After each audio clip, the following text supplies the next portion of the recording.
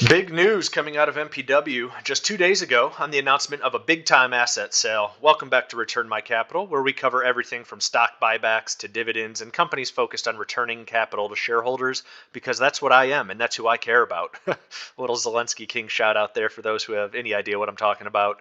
Anyway, let's jump right into the news of the day. We've got a report that Medical Properties Trust, ticker symbol MPW, is going to sell off their assets in Australia and use the proceeds from that sale to pay down debt and deleverage the balance sheet.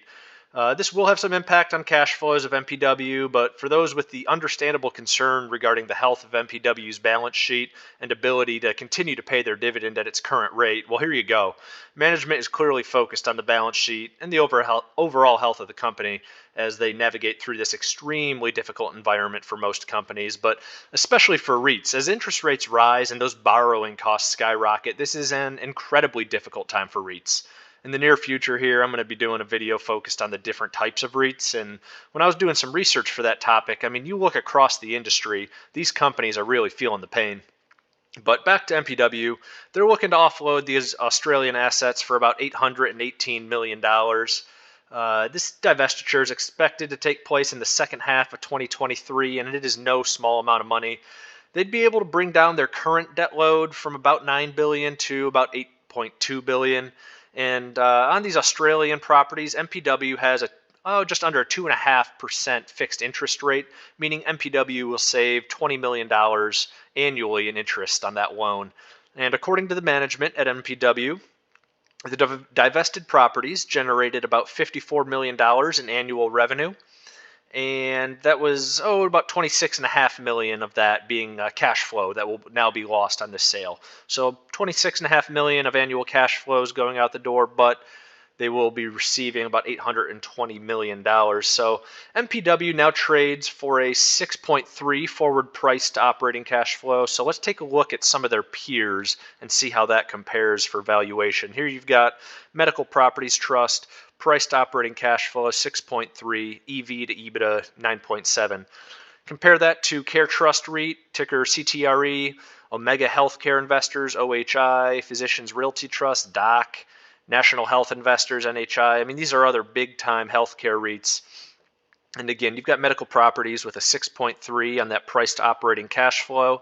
Well, you've got Care Trust with a 12.8, Omega 10.5, Physicians Realty 13.6, Sabra 8.2, National Health Investors 12.3. So Medical Properties Trust is significantly undervalued when compared to some of the peers who are going through similar challenges to MPW at this point. Now, while it may seem like a big mistake to be removing such an attractively low interest rate debt for MPW here, keep in mind that they have a market cap of only $4.9 billion as they've traded down this year or over the past year.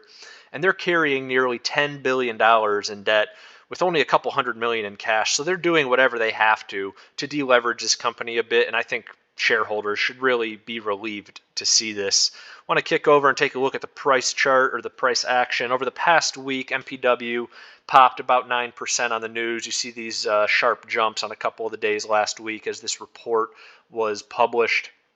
It's a little bit of a reprieve for what has been otherwise an absolutely miserable month, 6 month.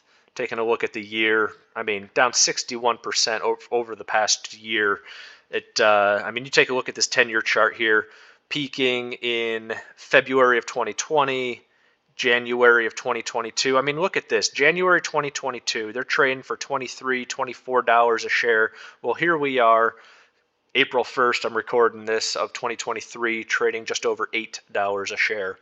So really towards the bottom of this 52-week range. Price to FFO on a forward basis, just over 5. Dividend yield still a whopping 14% on MPW. Dividend is $1.16 per year. And you want to know why shares are down 50% over the past 10 years or 60% over the past year. Well, take a look at this short interest right here, almost 21% short interest, and that'll tell you everything you need to know. Let's kick down a bit and take a look at revenues. Annual revenues flatlining from 2021 to 2022. In 21, we had $1.57 billion, 22, $1.58 billion. Expected in 2023 to come down to 1.44 and stay there for 2024 as well. Earnings estimates you see for 2023, we're expecting a year-over-year decline of about 12.5% before returning to very minimal growth in 2024 and a 4% decline in 25. So not too bullish on growth for the next couple of years here. Valuation grades out at an A+, understandably so, when shares are down 60% over the past year. Growth, revenue year over year, about zero. 0.67%. You've got a 3-year revenue CAGR of 22%. Obviously, that's not continuing right now. Profitability, gross profit margin of 97%, net income margin 57%. Hard not to love that. But here's why you're concerned about future dividend payments and whether or not this is going to be a cut. You've got a market cap again of just under $5 billion.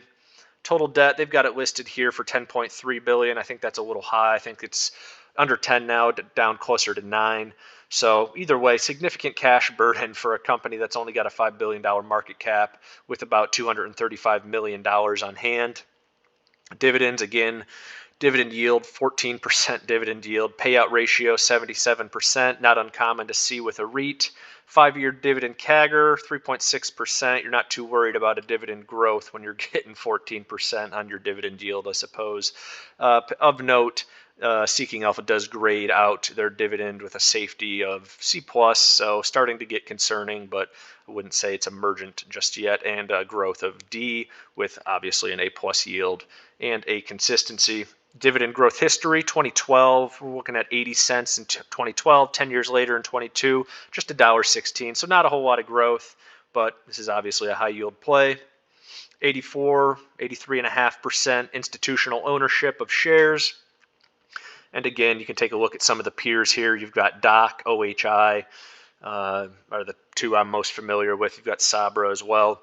And we already looked at how favorably MPW compared to their peers in terms of valuation.